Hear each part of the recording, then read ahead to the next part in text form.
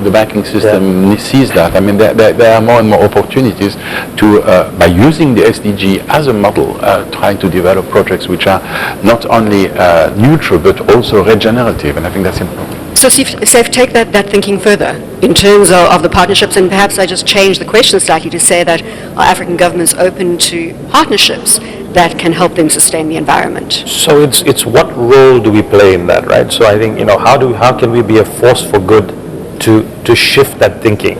And so for us, it's working with private sector, because private sector hopefully moves the economy forward, and then putting the pressure on governments. I think in the last 2 days, I've spent a number of sessions with a lot of our DFI partners, multilateral institutions. MIGA is the World Bank Guarantee Scheme, DBSA, AfriExim, AFDB. They all have taken on the issue around environmental and sustainability. So I think that's very positive. And therefore, then we need to all partner up and then put that pressure on government. I don't think it's not something that's being dismissed, but I personally don't think that it's something that's at number one of the agenda. And of course, that comes to developing versus developed world, and the point that was made by Andre earlier in terms of sustaining your own family and utilizing whatever means you can to do that. And if you compare climate and nature, which living systems, which basically are the two sides of the ecological challenge of today, connected one to each other, the difference we see is that on climate we have very clear direction and actually even clear global targets that are inspiring everybody to try to contribute towards those targets. This was the magic of Paris. Paris has agreed to set a global target, science-based, that everybody, and that was the big change from the past, everybody developing and developed economies should aim to contribute towards, in a differentiated way, of course, but on nature, living systems, on the ocean, on forests, on biodiversity, we don't have that. They have very confused constellation of little targets, indicators. What we are advocating in 2020 is to have an equivalent of the Paris Agreement for climate for nature, for the ocean, for forests, for biodiversity. Clear targets that the business and the governments and society can look up at and try to deliver. What are the chances of that becoming a reality? Is it going to happen? You're going to make it happen? Yes. Andre, you're going to make it happen. Saif, you're adding your Absolutely. voice, and Claire, you're going to lead the charge on the African continent, and you are going to build all the sustainable designs around the environment. All right, so let's come to where we're going to take this debate from now, because yes, we've had the discussion, but the next steps, I think, that is a great move, Marco, in terms of saying this is an audacious, ambitious target. We're going to make it happen. There's going to be a framework directed specifically at nature, at biodiversity, at sustaining ecosystems. So, it is 2019. You did say 2020, Marco. Is that correct? Because in 2020 there are three things coming together. There are the NDCs, the national determined contributions of each country towards the Paris Agreement on climate. That will be a big test on how serious the world is about it. And then there will be the Convention on Biological Diversity, which is apologies for my friends in the convention, but quite obscure but super important UN convention that deals with nature. The ones that the 2020 targets failed, and so in 2020 there will be the new 2030 targets approved by the whole world. That's the moment where we need to include strong protection targets, strong sustainability targets for the whole world to achieve. We say, we had the Paris Agreement, the deal on climate. We say we need a deal for nature in 2020. And these targets need to be science-based. We need absolute proof here. We don't need fake news. We don't need sort of debate about like sources. It was the below 2 degrees, right? Because the below 2 degrees was very ambitious. You remember, just a few months before Paris, everybody was saying, not everybody, a lot were saying, impossible. It will cost too much to the economy. Reaching below 2 degrees is just unthinkable. The science was clear, pushed very hard. The public pushed very hard. The business came along. The government found themselves. They have to agree, and they did, and there was leadership as well. So we need to do the same for nature, with a clear set of few very clear, ambitious, science-based targets. So you said that you didn't feel that it's high on the agenda. Yes, there's an awareness around it, but it's not high on the agenda for African governments, given the dire situation that some economies find themselves in. So with that kind of framework coming into play, is there a way to grow or to increase the trajectory of this agenda with African governments being led by private sector, because maybe private sector is going to have to take the lead here with other multi-stakeholders in the wildlife environment. I think so. I mean, I think there's no choice. I mean, again, if you look at examples of what Rwanda has done, I think what Botswana has done also from a conservation point of view a few years ago is redeploy the army, and to conserve your one huge natural resource that you have. So it's a strong statement that was taken, and I think these are the examples that we have to do that. We can't be naive and fool ourselves that there are very critical other priorities on a lot of these governments' agenda. Drought could be one. There could be many things. Just paying a debt off. So that's why I think from a private sector point of view, we need to lead some of these these initiatives and this actionable goal setting, because we do that very well in our own operations and things like that. So why don't we elevate that like what we did with the SDGs and really have focus on it. The last 2 days we've been working on an SDIP, which is part of a subset of the SDG goals, and it's really action oriented, right? It's like what projects are we looking at? What is it doing? What impact is it doing? And I think this is something that a takeaway that we should do from here. So who leads the charge here? Because the other thing that we encounter on a regular basis are a number of different players, of stakeholders, and there's that lack of synergy and lack of collaboration. If we look now at this audacious agenda we're putting forward, which is a necessity of having this framework for the world by 2020, who leads the charge? Listen, I again, look at the climate situation a few years back. You remember the disproportionate, there was Xi Jinping, there was Obama, but a disproportionate political force behind the Paris Agreement was actually the Small Island States coalition. Because they were the ones for which climate change was survival tomorrow, was not something, long away in the future. On nature, on sustainable use of natural resources, Africa has their voice. We all have to have the voice. Kenya, Rwanda, Botswana, Nigeria, DRC, Senegal, Zimbabwe, Zambia, all these governments are really very, very serious about it because they're seeing the impact every day. Do you reiterate that, Claire? Are governments in Africa serious about sustaining the environment? I think there could be more of that. When you hear voices that speak for conservation, it's not always the leaders of the countries that do that. It's Western celebrities, it's Western NGOs. It almost sometimes feels like we've outsourced conservation from the African continent. But I think there's a lot more that African leaders can do. I think my president is a good example, but I think having leaders, heads of state talk about conservation and making it a priority is very important. But also having a platform where the African best experiences can be shared. The African Union could do more of making conservation a priority. I know that the United Nations Economic Commission for Africa is beginning to do some work on conservation, but these continental taking time, and it needs to helpful. suddenly be done. I mean, not be done urgent, but we need that urgency to kick into the nature economy. Do you think that 2020 we can have some big voices in Africa starting to change the way we do business? Why not? When you say Paul Kagame, your president, is a good example, is he influencing the East African community?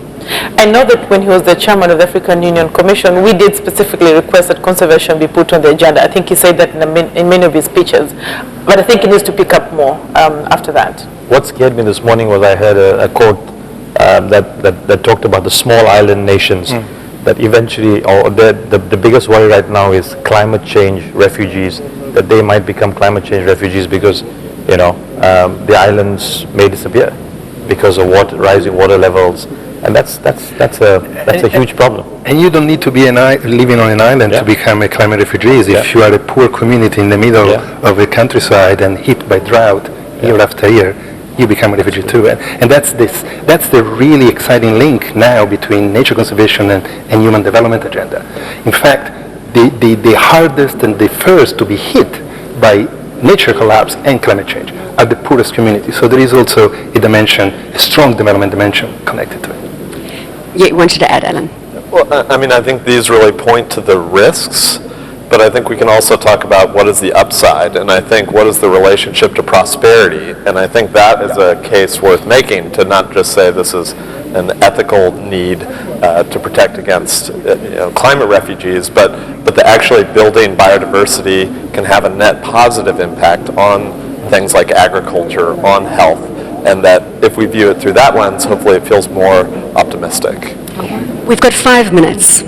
And I did say to you in the speaker room that I don't want you to leave this stage and say, I wasn't asked the right questions, I didn't get across the right point that I wanted to contribute to the conversation with regards to the nature economy. So again, I put the nature economy on the stage. I also say a lot of this is about how we can work with African governments to create a sustainable Africa from an environment perspective. And if you can share now how we do that and what is burning for you, let's go around in this last 5 minutes to conclude. So Andre, I'm looking to you to start. Thank you very much. Let's try to bring it all together. Nature is not a cost, it's an opportunity. We need to think about partnerships between different actors. There is an enormous opportunity in developing a country with a high degrees of nature and biodiversity in infrastructure terms. We cannot, Africa will need infrastructure on a higher level, but it cannot be the infrastructure which is destructive of the environment as it has been built somewhere else. So there is $1 trillion investment opportunity to trying to create, with the help of new technology, infrastructure which will help Africa to realize the economic goal without destroying nature. And I believe there's a real chance of this happening, and that's a chance for Africa, because this is using African resources which other continents do not have anymore. So that will be my message of hope for the future. Let's make it happen. I'm glad you managed to pick it up into that hope. To conclude, yes, Saif. I mean, for me personally, for my organization, Standard Chartered, it's the ability to play that role of a force for good, to force business practices that people have got used to change mindsets, and to have an impact that really benefits the future. Unfortunately, I am born here, raised here, my kids are born here, raised here. I cannot run anywhere else. So if I don't make that change, if I don't drive that, this agenda, and I look around to see who else is going to do it, then I think I'm fooling myself. So, I think it's critical. We keep saying the time is now. A lot of lip service, but we feel that we are taking some right steps, and that's why I gave the example of this wildlife task force. It's not a huge impact sort of statement, but it's something that we're doing that's different and that's creating change. Claire Agamanzi. I also think that conservation and environment has to be looked at in a comprehensive manner in a country. So we have the wildlife that we talk about, but there are other things. Banning plastic bags. Rwanda did that 10 years ago. E-waste recycling facility, something that we only launched 2 years ago. But we have to look at different aspects of the environment and really have a comprehensive approach. Very sustainable materials for construction that we have in Rwanda that actually have improved. They did, for example, a hospital that improved healthcare scores. So really looking at it at a very comprehensive manner has to be the way to look at it. So Claire, points to you, Alan. Let's go to you first, and then I'm going to get WWF to close. I guess representing the kind of built environment, maybe it seems like a weird participant in the nature economy, but I would ask everyone to ask that question when you look at a building, to ask, what were the impacts of this? Does this represent that idea of good, clean, and fair? And it starts to kind of peel back the facade and think about that whole supply chain. And I think it helps you think about things quite a bit differently. And Marco. Well, I think I will maybe just conclude for me, clearly science has never been clear in telling us that we're heading towards serious troubles for us. And I think it's time to walk the talk. It's time to connect the dots and to agree globally, business, government, society, to a set of science-based global targets that will set on a path to stabilize the climate on one hand. We already have that. And next year, we need to complete the picture with an equivalent set of targets that put us on a path to sustainably use natural resources and hang on to the nature that we're left on the planet, which is the life support system for us, and frankly also, let's mention, for all other life forms that we share the planet with, and we have the moral responsibility to conserve. And then I'll put my voice in and say, from a media perspective, we will continue to monitor, to measure, and to publicize, and certainly to hold out those great examples, and hopefully those can be multiplied when it comes to the nature economy. So thank you very much to Andre, to Saif, to Claire, to Marco, and to Alan. Thank you. Thank you so much. How do I say your name? Shireen Helbi. Shireen Helmi. Yes. Shireen Helmi.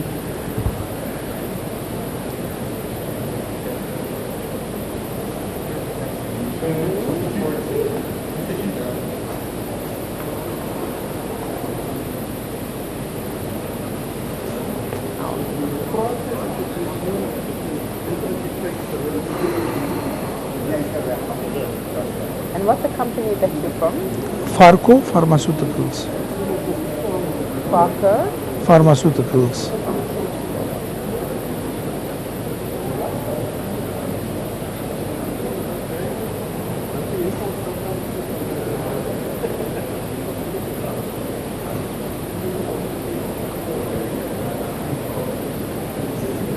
So obviously you know about universal health coverage 2030 and the goals of that. Perhaps we can start with that and then talk about our The 2020 what? universal health coverage 2030. Yeah.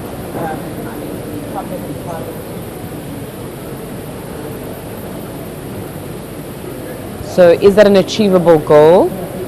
And giving people dignity, particularly women. I know it's in the room, and I just want to empathize with those who are feeling particularly hurt and vulnerable, and commit all of us to do what we can in our own ways about addressing this problem. So thank you for that. And let's get started with this conversation, which is about the power of digital identity. My name is Magdi Amin. I'm an investment partner with the Omidyar Network. We believe in the notion of good digital ID. We believe digital identity is a very powerful vehicle. We've seen the potential economic benefits estimated in the trillions, the kind of efficiency gains that can accrue to countries that pursue digital identity. Everything from financial services to social safety nets to health or to education. In order to get services, you need to be able to identify yourself. But it must be good digital identity that protects people, gives people security, and user control, especially given the importance of data to our economies. We have a very, very important panel, and the voices here really hope to shed light on this question, and I'd just like to introduce them before we get started. So Ms. Pauline Gabere is the Minister of ICT of Rwanda. Rwanda is a leading light on the continent on how you use ICT. And within Rwanda, Paula is a leading light. Every time I've heard her speak, I'm just impressed by how you can think about user-centric and citizen-centric service delivery and how ICT can use to empower this. I'm very thankful for having Paula on this one. Margaret Franco is the Vice President for Dell for Europe, Middle East, and Africa. Dell, we probably all of us have used Dell, but Dell isn't just hardware, it's also software. To really think about edge computing, traceability of supply chains and services. Dell is an important player. We look forward to hearing your views. Thank you. Given how we are now focused and really aware of the issues around women, the fact that Ms. Diop is here is, I think, a very wonderful sort of testament to how we need to put women at the center of this agenda. So Benetta heads FEMS, Africa Solidarité, and she's very much concerned about the role of refugees and women and identity as well. And finally, we have the CEO of Smart Africa. Smart Africa is really an organization, 24 member countries that really driving the transformation agenda in Africa. So we very much appreciate your role both in public sector and in government. Let's start this conversation with Benetta. Given the importance of digital identity and the importance of getting inclusion right, how do you see, what are the barriers facing women and other marginalized communities? How can we get started on ways to develop this identity systems in a way that are more inclusive? Thank you.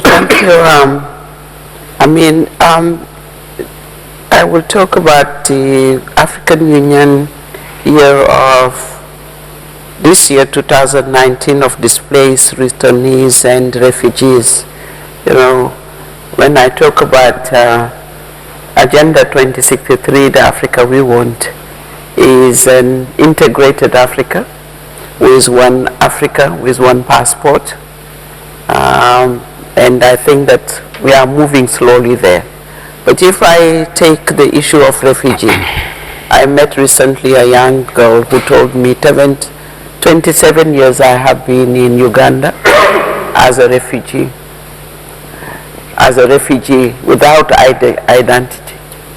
Sometimes they are born in the place where they are for 27 years or 30 years. Do you have an identity? Can you enter into schools? Can you exercise your right as a citizen? So those are the millions and millions of people we have in Africa which doesn't have any identity. Sometimes it's maybe the UN. I invited one of the refugee young boys that was in WEF last year in Addis Ababa to talk to the president. And they said, I don't have an ID to come to Addis Ababa and talk to the people. So you had to do whatever is necessary to make sure that we access and we are able, maybe UNHCR will provide with some kind of, but do you feel part and parcel of that country that you are living? Can you access? Can you be an entrepreneur? Can you be what?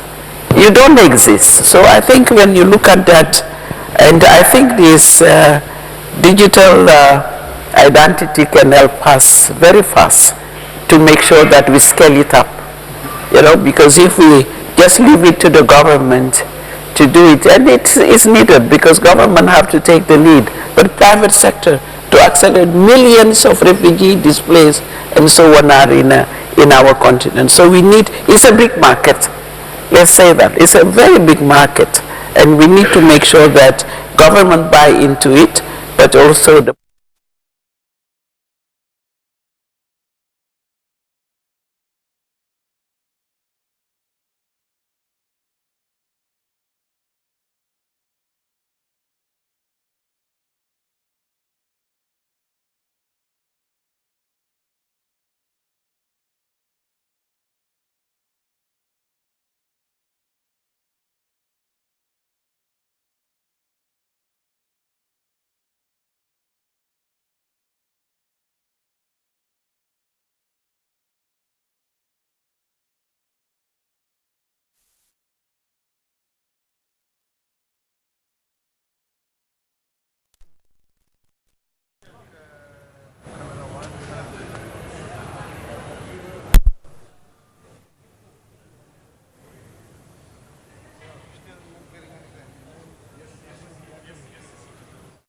within the region. Great, great. Have you done work to educate users or work on data protection issues as well? Yeah, absolutely. So the EU launched GDPR, General Data Protection Regulation, about 2 years ago. And one of the big projects that we did in the UK, along with the UK government, is actually partnered with many other big companies to educate end users about their basic rights, that every individual has the right to be forgotten if they want to. Right. And that's what the GDPR, it's a good thing. And we're actually we actually believe that GDPR, that privacy, it's part of what a brand needs to do to be able to develop a connected relationship with end users. And I see that as something much, much more important as we move forward in the fourth digital revolution. Absolutely. You mentioned a couple of things, trust and privacy, and I'm glad to see companies coming together to educate users, or in your case, we talked about KYC, but you used a different term, not know your customer, but know your citizen. Absolutely. So the public sector version of KYC. Trust is so important. Without trust, you're not going to get the high levels of utilization of these systems. When you don't get those high levels of utilization, you don't get the efficiency gains. When you don't get full inclusion, having to address the barriers to the access that women and marginalized communities face, then the efficiency gains, the Africa we want, the digital common market we want will not happen. How do we build trust? To build a trust, because you have to realize that the most of the country in Africa, which is all right, the government do not trust the private sector in general in terms of identification, because the government think it is their role to determine who is entitled to be that person, or to produce a paper to say this is the person. Here is what has been happening for the past 10 years. With the mobile industry, there was an explosion. Suddenly, most of the country started asking the MNOs they passed a decree asking the MNO to identify the users. In these identifications, they mean the KYC in terms of know your customer. Normally, those KYC are based and authentified on the government data. But it happened that most of the country, that data is not ready, because not everyone is identified biometrically. That's why you see in some country, there are 25 million population, there are 34 million subscribers of cell phone, and there are only 8 million registered with the bio. How do you deal with that? 8 million subscribe with the bio. Government don't trust the KYC done by the private sector.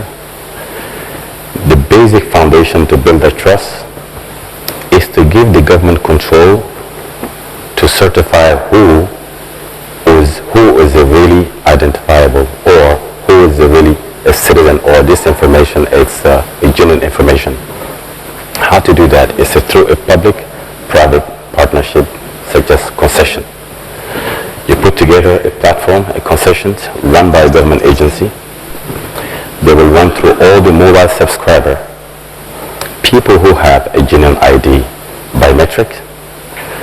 For example, in this scenario, it will be called mobile ID.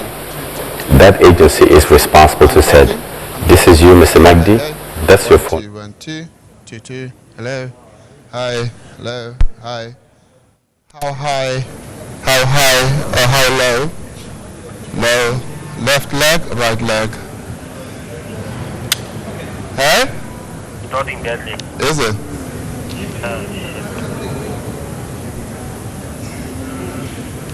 Do you just hang on?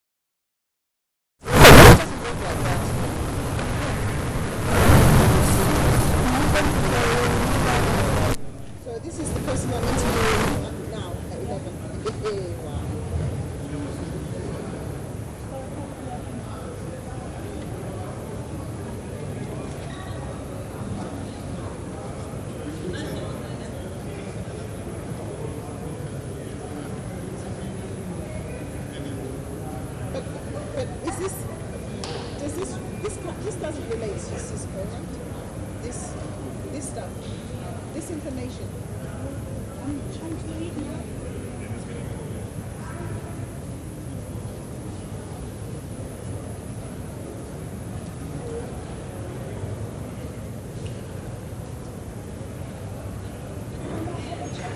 Before you go, I have to. I've literally just been told now, so I need to.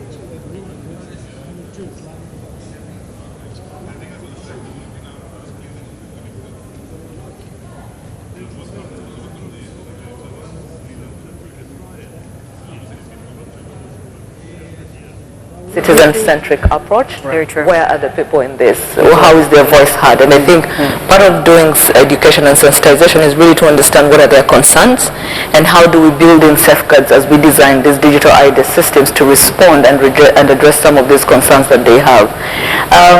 And we also talked about systems. I believe for many of the governments as they build their digital ID systems, they're thinking about the PKI systems that bring in an element of security.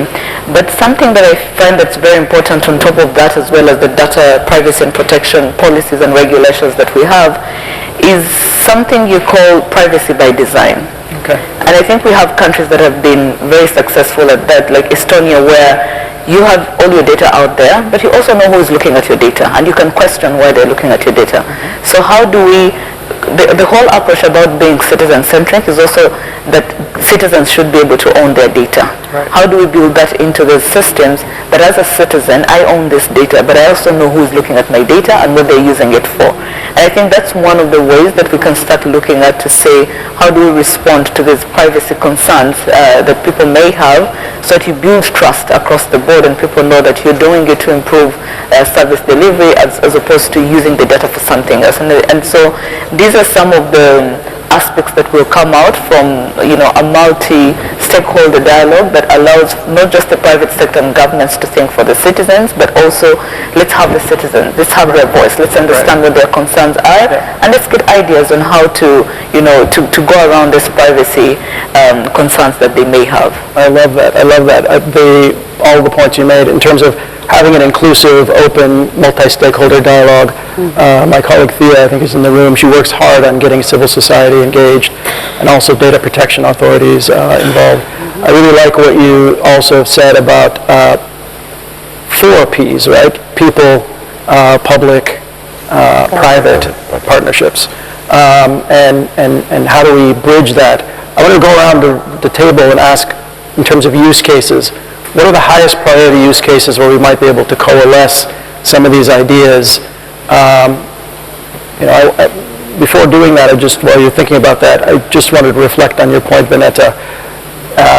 We talk a lot about inclusion, but when people think about ID, we often find them excluding those marginalized populations because they're not citizens, which is ironic because the only way to really, some of those concerns usually come from a security standpoint. But how do you get security when you're excluding people? It's really, that causes insecurity rather than security. So I find that ironic that we're not taking the view that Rwanda is taking, give everybody ID, and have that open conversation. So I ask, what's the priority use cases we should focus on to put this on the table in a concrete way that people actually feel the benefits? Well, I'll tell you, the one that I'm particularly passionate about is really this notion of privacy and the fact that the digital identity is the ownership of the individual. Right. And it's the government's role as well as private institutions' role to safeguard that for the individual. So I know in the private agenda, customer privacy, customer data privacy is absolutely something that is paramount because without that trust, a lot of the benefits from identity management and identity transparency go away. So that's probably one use case that I'm particularly passionate about. Privacy. Yeah, privacy. Fantastic. Yeah, you see, the privacy issue is a very big issue right now. Africa is the only continent which does not have a GDPR-like law, right? Right. Okay.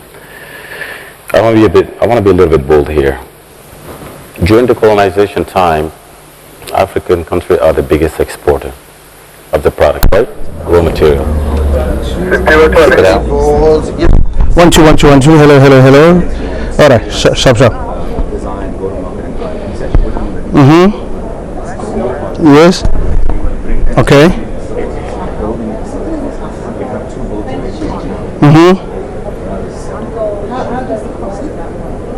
Okay, you said I should go down and please repeat that. Yes.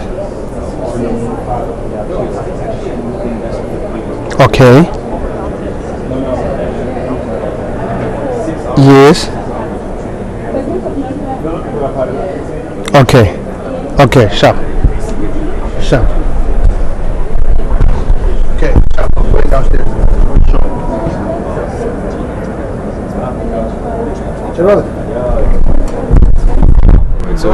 So there's many things we do.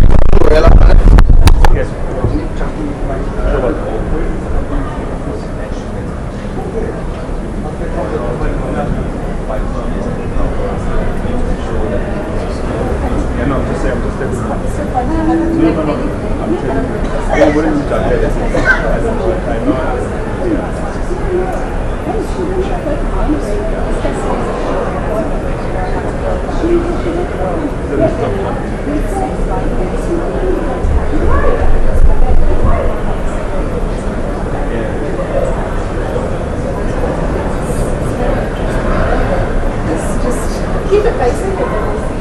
No worries. How long? I'm not sure. It's one of the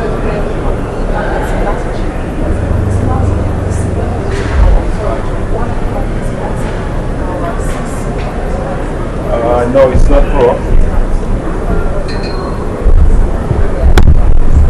But obviously,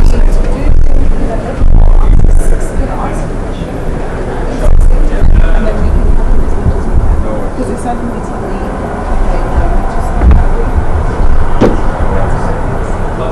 do we look beautiful? Just wanted them to see you.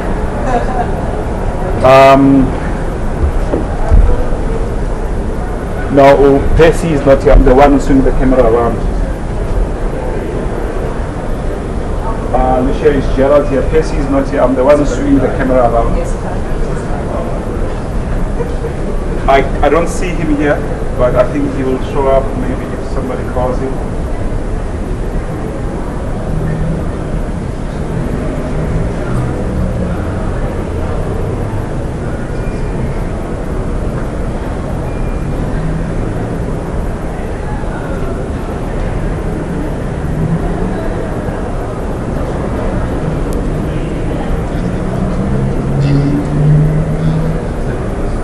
Yes, it was right here exactly. That's correct, yes. We're going to have this background. This background.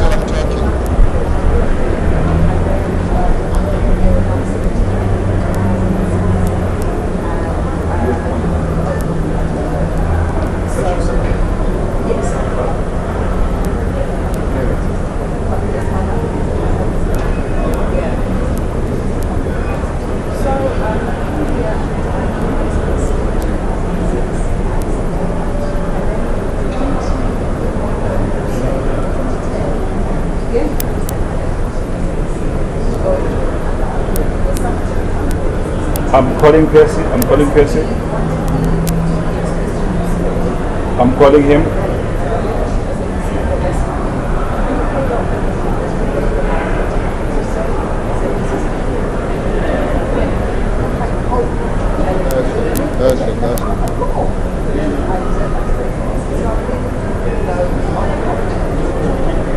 Okay.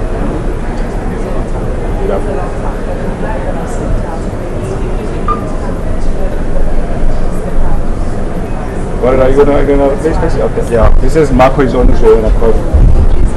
I have Warren taking Percy's place. Where are we doing it? Okay. Warren, yesterday the camera was right here. And the interview took place right here. So the camera's going to be there. The sun is right. Yes, grab that. Thanks, Lovey.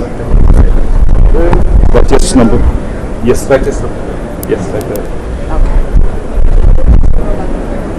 Okay. It's not says number, it's number. Cis Nompu. It's not Cis Nompu, is it? It's Nompu. It's Nompu, yeah. No, he's just Exactly. he's just being affectionate. He's allowed to be affectionate. I see that. I can hear you loud and clear. Yeah. Okay, no, that's cool. Yeah.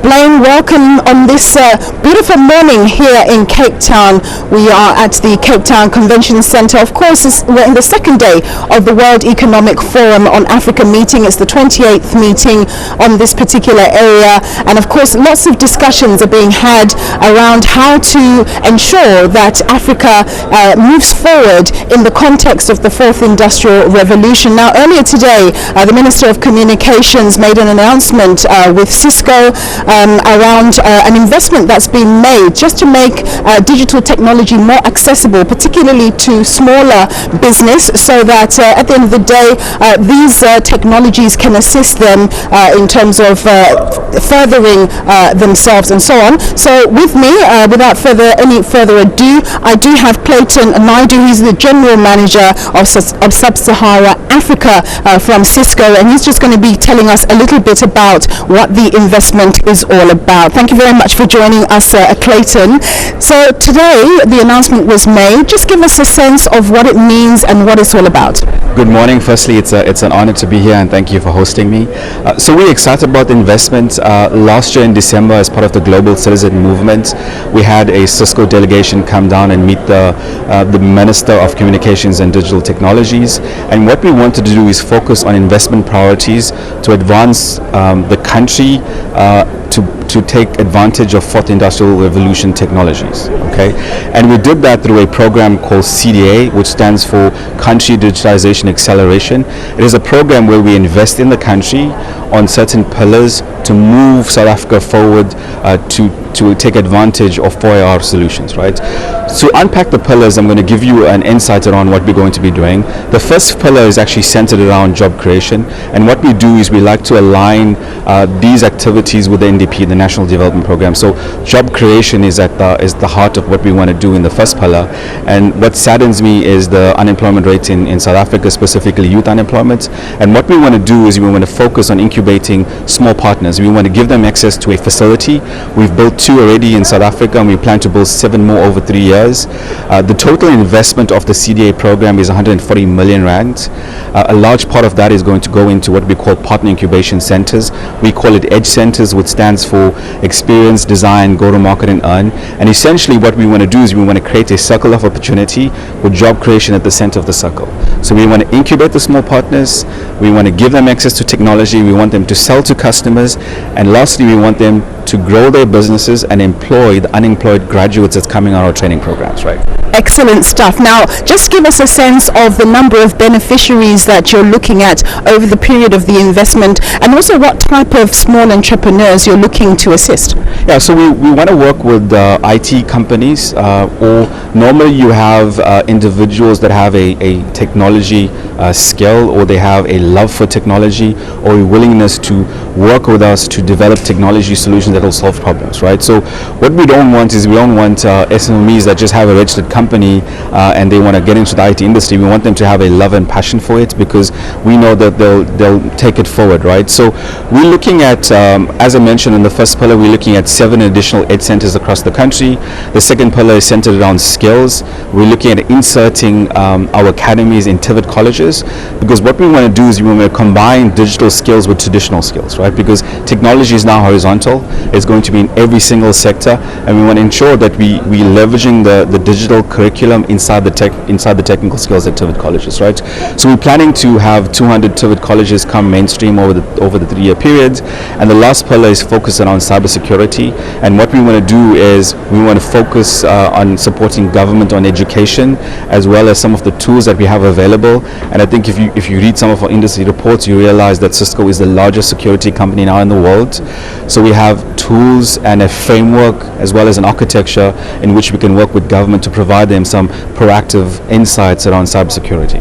On the issue of cybersecurity, we do know that globally there's this issue of cyber attacks with people basically going into company or institutions' systems and sometimes asking for a ransom to ensure that you get the information back. There are all sorts of data protection issues there. A big company can recover from that and maybe even pay the ransoms, because we understand that they do that. But what about small companies who are faced with those type of challenges? What do they do? Yeah, certainly fourth industrial revolution technologies, as well as 5G as an example, which is an example of it, is going to bring additional risk, right? Specifically for smaller companies, but also for bigger companies, right? Because the risk will be higher for bigger companies, right?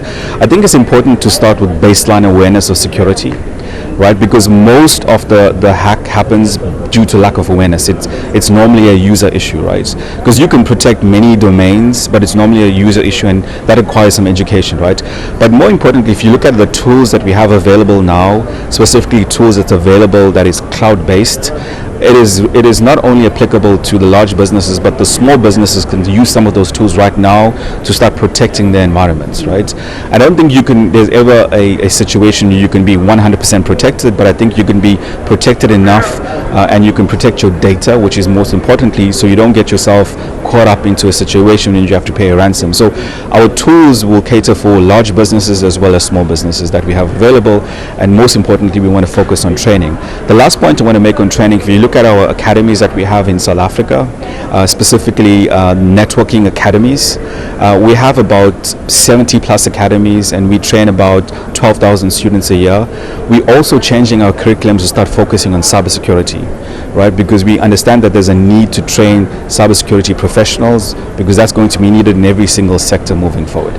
Clayton, pleasure talking to you. Thank you very much for that very positive story coming out there from Cisco, that investment is being made in digital skills and basically helping to uplift small businesses. Small businesses are critical for economies because they're the ones that, in the majority, are the ones who can create lots of jobs. Back to studio.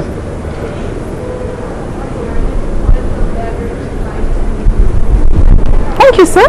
Pleasure. Was it okay? That was awesome. Thank you. And you were in control.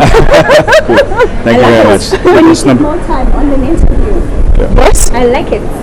Francis, well, there's a hive of activity, of course, lots of meetings being had and panels being done on a number of issues, but the underpin, of course, is the fourth industrial revolution. It has been a theme of the World Economic Forum for a number of years now, but what they're talking about is how you shape economic growth and you ensure that there's a shared future in that economic growth that's being shaped with the fourth industrial revolution as a key underpin. And they're basically trying to apply the fourth industrial revolutions right across all the sectors that affects the African continent. And of course, one area that's of particular interest to us is the area of energy, which of course we need in the African economy and anywhere else in order to power economies. We need to be more industrialized and so on and so forth. So without any further ado, I'm going to be speaking now with the Minister of Energy and Power Development in Zimbabwe. I often visit Zimbabwe. It'll be interesting to see electric cars there one day. Thank you very much.